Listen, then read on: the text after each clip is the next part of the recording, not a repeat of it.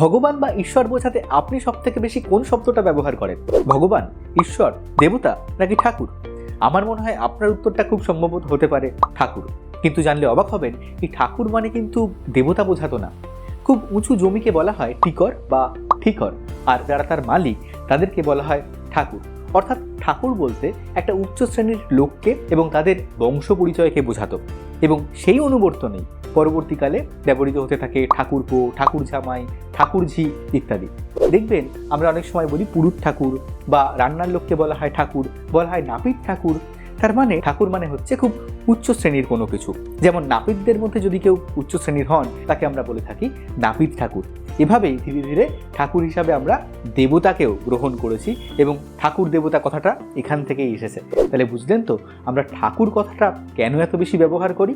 তার কারণ ঠাকুর কথাটা আমাদের শিকড়ের অনেক বেশি কাছাকাছি।